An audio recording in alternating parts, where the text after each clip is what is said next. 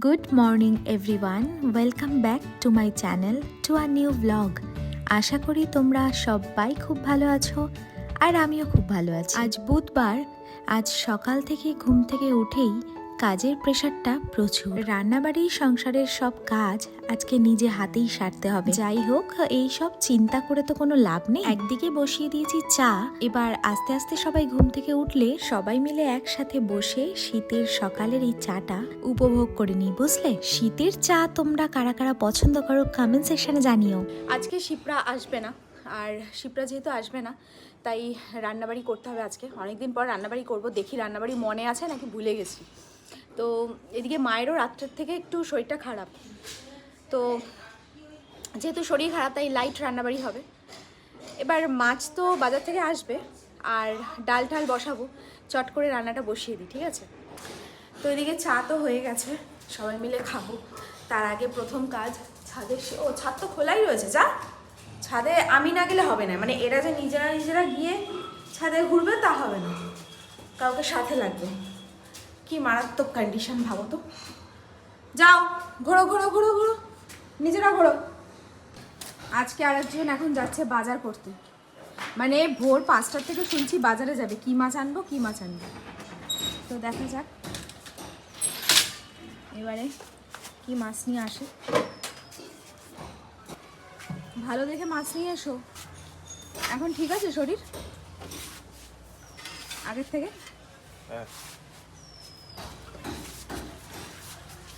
এইবার হচ্ছে মধ্যাহ্নভোজের জোগাড়ের পালা। ডাল ছাড়া আমাদের একটা দিনও চলে না। বেশিরভাগ দিন মুসুর ডালই খাওয়া হয়, তবে মাঝে মধ্যে কলাই, মটর এগুলো কিন্তু বেশ ভাল লাগে। আজকে ভেবেই নিয়েছি মুসুর ডাল করব, তবে সোমবার ছাড়া। কোনো কিছু বানানোর আগে আমার মনে হয় সব কিছু আগে গুছিয়ে নেওয়াটা খুব প্রয়োজন। ভেবেছি আজ ডাল সিদ্ধ করব, আর হচ্ছে মাছের ঝোল, মানে টাটকা শোল মাছ এনেছে, সেই মাছের ঝোল হবে। এদিকে বসিয়ে দিলাম হচ্ছে ডাল সিদ্ধ। আজকে সোমবার দেবো না, এমনি ডাল সিদ্ধ হবে। আর এই যে শিম, পেঁয়াজ কলি টলি দিয়ে এগুলো ভাজা হবে। এই শীতকালের ভাজাভুজি মানেই পেঁয়াজকলি, ফুলকপি, শিম তো থাকবেই। আচ্ছা, তোমাদের মধ্যে কাদের কাদের এই ভাজাটা খেতে ভালো লাগে, মানে ভাত হোক বা রুটি? কমেন্ট সেকশনে জানিও। আগে বেশিরভাগ সময়ই রুটির সাথে, মানে সকালের ব্রেকফাস্টে এই ভাজাটা করা হতো।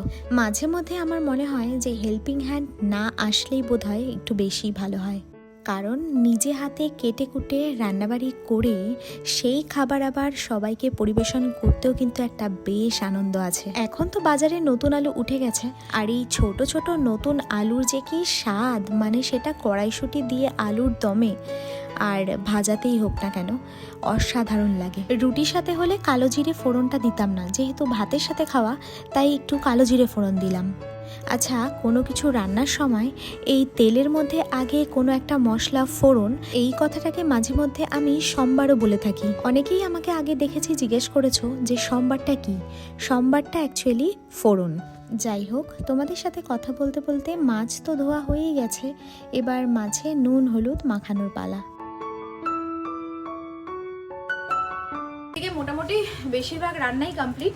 বেশিরভাগ মানে কি, একটা ভাজা, ডাল, লাঠি ছোটুর ভাত, আমাদের ভাত, আর এখন শুধু শোল মাছটা করব। শোল মাছের ঝোল, কাঁচা লঙ্কা, আদা বাটা দিয়ে এটা করলেই কোর্স কমপ্লিট।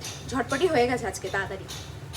জ্যান্ত মাছের ঝোলে বেসিক্যালি পেঁয়াজ রসুনটা চলে না, মানে এই টাটকা শোল মাছের ঝোলে ভেবেছি আদা বাটা, জিরে বাটা আর লঙ্কা বাটা দিয়ে বানাবো।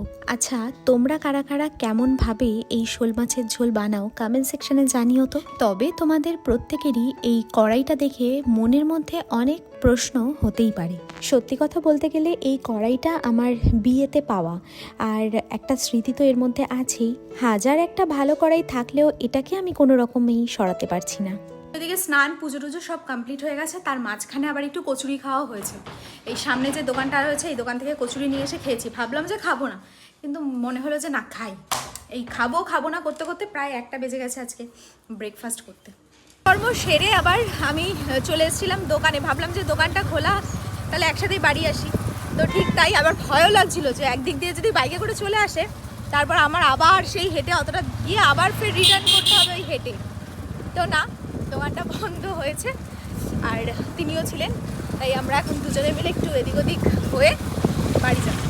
সন্ধ্যাবাতি দিয়ে এখন চাটা খেলাম। একা একা চা খেতে কী যে বিচ্ছিরি লাগে, মানে কী যে বাজে লাগে, কিন্তু কি করব, নেশা তো রয়েছে। তো একা একা চা বিস্কুট খেলাম। এখন রেডি হয়ে যাই, একটু বেরোই বাজারের দিকে। ঠান্ডাটা মারাত্মক পরিমাণে লাগছে। এখন বাজে প্রায় 9:30 এরকম হবে, 9:30 পৌনে 10টা বাজে না, কিন্তু রাস্তাঘাট তো পুরো ফাঁকা হয়ে গেছে। আর আমরা একটু এদিক ওদিক বেরোলাম, কারণ এখন না খুব তাড়াতাড়ি বাড়িতে ঢুকে যাই, কারণ রাতের দিকে এখন ঠান্ডাটা বেশি। তো যাই হোক, সামনে ওয়েদার দেখো, সামনে একদম কুয়াশা ওয়েদার। আর এইটা কি দারুণ না, আমরা যখন পুরোনো বাড়িতে থাকতাম তখন এরকম আমরাও লাইট ফাইট জ্বালিয়ে খেলতাম। আমরা ভীষণ মিস করি এই খেলাগুলোকে, কি দারুণ, কি যে ভালো লাগে। আর শুধু খেলতামই না, খেলাটা পারতাম, মানে এই খেলাটা আমি পারি। তো এখানে তো আর সেরকম স্পেস নেই খেলার, ওই পুরোনো বাড়িতে ছিল, তো ওখানেই আমরা খেলতাম আগে। এবার আসলাম ওদিক থেকে ঘুরে মাঠে, যে পরিস্থিতি কি কুয়াশা হয়েছে না হয়নি এই দেখো সামনে, এই দেখো, বুঝতে পারছো কি দারুণ লাগছে না? আমরা শিবনিবাস থেকে ঘুরে এসে আমি শিবনিবাস থেকে আসার পরে এমন শরীর খারাপ হয়েছে 3-4 দিন যে আমার গেল, জ্বর প্লাস মানে পেটের সমস্যা প্রচণ্ড ছিল। আজকে একটু সুস্থ হয়েছি, তাই আমরা বেরিয়ে এই পরিস্থিতি। এই মা, এই দিকটা আমার নেই, দেখো কিরকম না, পুরো মনে হচ্ছে দার্জিলিং, পুরো দার্জিলিং ম্যাল মনে হচ্ছে। এখান থেকে ঘোরাও, এখানে মাঠে পুরো জল ফল দিয়েছে না, পুরো ঠান্ডা। এই সাইডটা আবার পুরো পরিষ্কার, কি অবাক করা কাণ্ড। আর ওই দিকে পুরো কুয়াশা ভর্তি, এদিকে আবার ফাঁকা। না ওইদিকে এখন আর যাবো না, এদিকে রান্না আছে। এই যে ছোট ছোট সর্ষে হচ্ছে, এখানে ফুল হবে, তখন আমরা আসবো।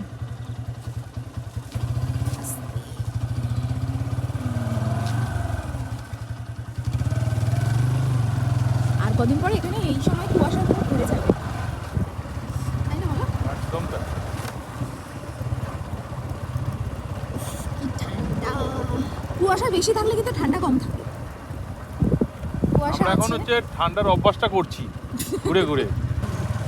এই যে ওদিকে তো পুরো হালকা দেখলে, আর এইখানে দেখো ওই মাঠের ধারে মনে হয় দেখা যাচ্ছে না, স্ক্রিনে মনে হয় অত বোঝা যাচ্ছে না। দারুণ লাগছে, দারুণ দারুণ। আর এই ঠান্ডার সময় ঠান্ডার জায়গায় যেতে হয় ঘুরতে, তো এটা এদেরকে কি করে বোঝাই যে ঠান্ডা জায়গায় চলো ঘুরে আসি। তো এদিকে বাইরে তো দেখতেই পেলে কি মারাত্মক ঠান্ডা। আর এখন এসে ভাতটা বসালাম, কারণ ভাতটা হয়েছিল আজকে না, একটা নতুন চাল নিয়ে এসেছি, তো অল্প করে নিয়ে এসেছি। তো এই চালটা কেমন হবে তার জন্য রাত্রেবেলা একটু সেদ্ধ ভাত বসালাম। আর মাম্মা আজকে সারাদিন কিচ্ছু খায়নি, এখন ভাত মেখে ডাল সিদ্ধ দিয়ে, আর সকালের মাছ ভাজা রয়েছে, সেই মাছটা একটু গরম করে এখন খাইয়ে দেবো আগে। তো এদিকে আমাদের তো খাওয়া দাওয়া হয়ে গেছে, সুব্রত খাচ্ছে, বাট রান্নাঘরের এই মুহূর্তে কন্ডিশনটা তোমাদের দেখাচ্ছি। এই হচ্ছে কন্ডিশন, চতুর্দিকে সব কিছু ছড়িয়ে ছিটিয়ে একেবারে ভজঘট অবস্থা। তো এগুলো সব এখন আস্তে আস্তে সব গুছিয়ে ঠিকঠাক করতে হবে।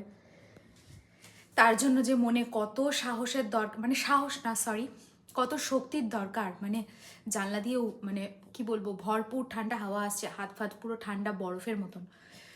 মনে শক্তি সঞ্চয় করে সবাই ওদিকে শুয়ে পড়েছে, সুব্রত শুধু খাচ্ছে। শক্তি সঞ্চয় করে এই সমস্ত কাজ কমপ্লিট করে ফেলতে হবে। এই শীতকালে না এই এক সমস্যা।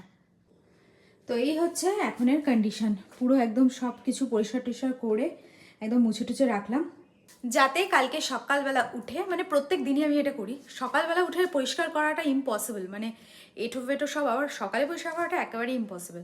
শুধু জাস্ট গামলাটা বাইরে বার করে দেবো আর একটু মুছে নেবো, ব্যাস। তো যাই হোক, আজকের ব্লগটা তোমাদের কেমন লাগলো আর রান্নাবাড়িগুলো কেমন লাগলো কমেন্ট সেকশনে জানিও। যদি কিছু ভিডিওটা ভালো লেগে থাকে then do like, comment, share and subscribe. দেখা হচ্ছে নেক্সট ব্লগে, ততক্ষণের জন্য খুব ভালো থেকো, সুস্থ থেকো, আর অবশ্যই ভিটামিনের সাথে থেকো। সো চলো আজকের মতো tata, bye and good night.